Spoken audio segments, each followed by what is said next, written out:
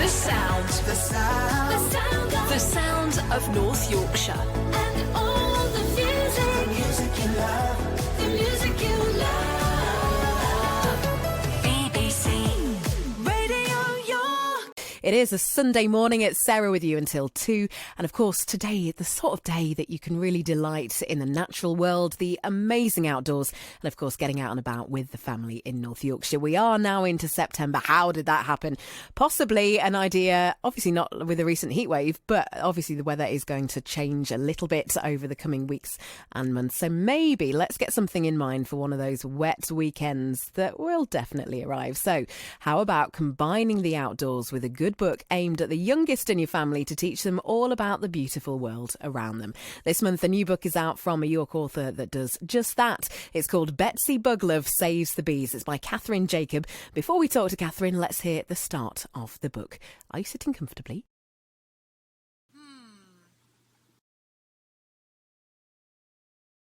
In a big bustling town lived a girl who loved bugs, from earthworms to ladybirds, woodlice to slugs. While spiders or ants might make some scream in fright, to her creepy crawlies was such a delight. Her name? Betsy Buglove. It suits her, it's true. If you were an insect, then she'd love you too. If ever an insect fell into some trouble, kind Betsy would be there to help on the double. A butterfly trapped in a web, very sticky. A tangled up centipede, that one was tricky. A slug who'd been caught in the sun in a hurry. With Betsy's sharp eyes, no bug needed to worry. I love this. Utterly intriguing. So let's hear now from author Catherine Jacob. Morning, Catherine. How are you doing?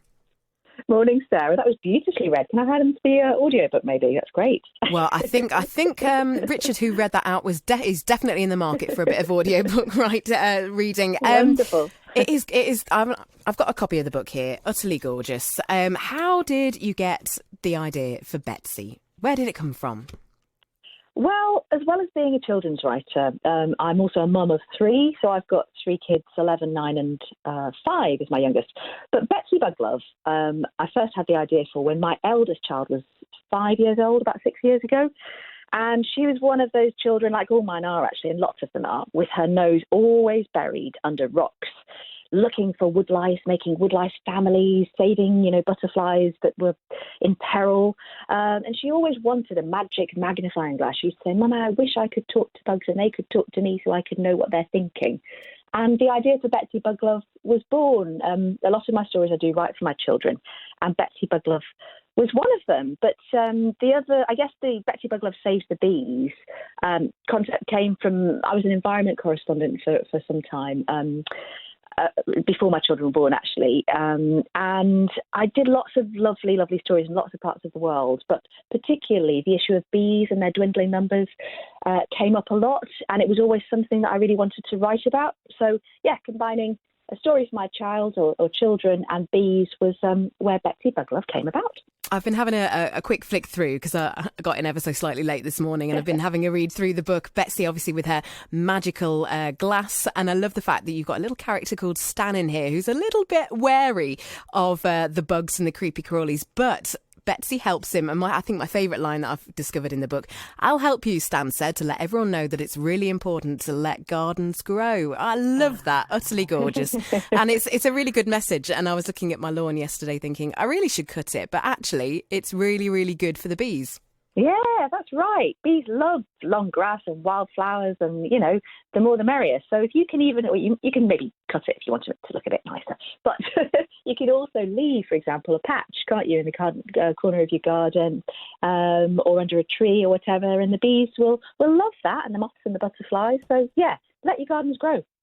My toddler absolutely loves being in the garden, and he was out there yesterday carrying around a wiggly worm, which I think he took to the post box. It took the wiggly worm on a bit of a walk. Absolutely loves it. But let's talk about writing the book then. Do you run your ideas past your little ones, or not so little ones anymore?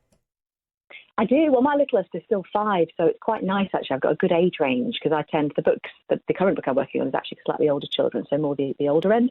But I generally write picture books, and Yes, the ideas generally spring from trying to entertain my children.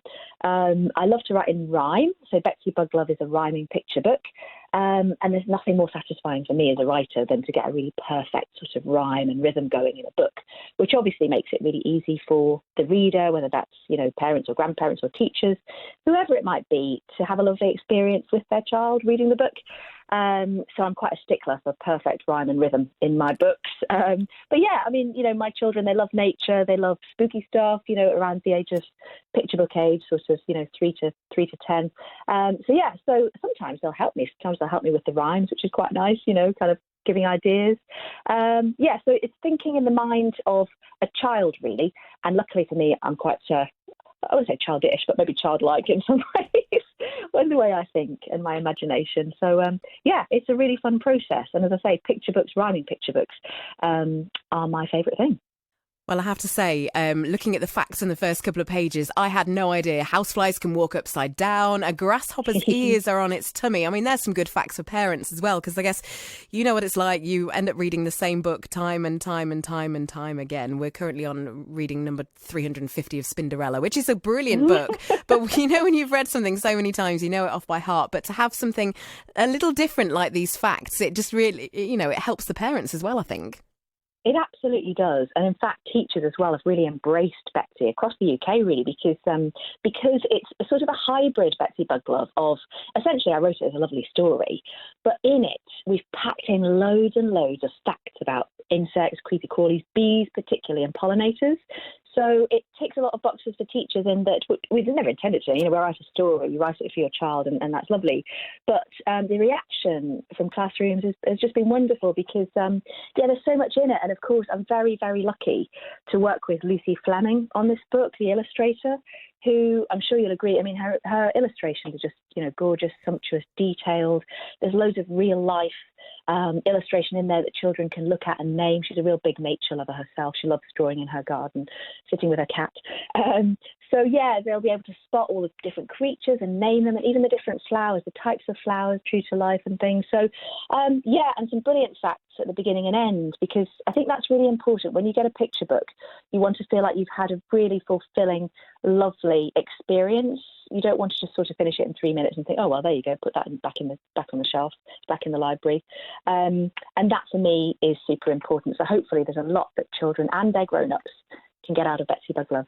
Well, I tell you what, Catherine, I cannot wait to take this home to get the toddler really, really even more excited about his natural world around him. It's brilliant. Before I let you go, it's a bit of a leap, this book, from the previous book, which was There's a Troll in My Toilet. You mentioned you're working on something new. Where next? Have you done toilets and bees? What are you working on now? Could go anywhere. Well, Troll in My Toilet. Again, I wrote that for my little girls to make them laugh. They like spooky stuff. And obviously, it's a Halloween book. And that, again, was a brilliant one to write. The next, Betsy has lots of adventures to go on, I think, so I won't say too much, but hopefully, you never know. But also I'm working on a chapter, the series of books actually for slightly older children.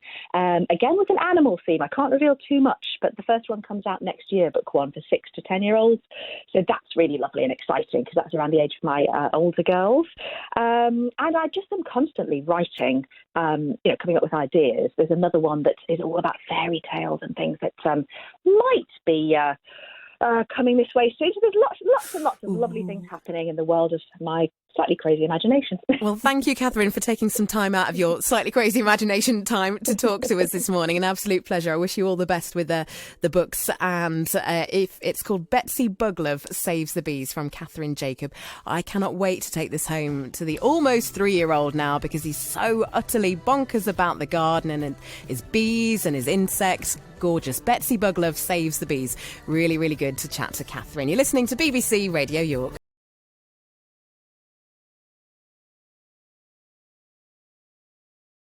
Betsy Buglove Saves the Bees by Catherine Jacob is available now from all good bookshops.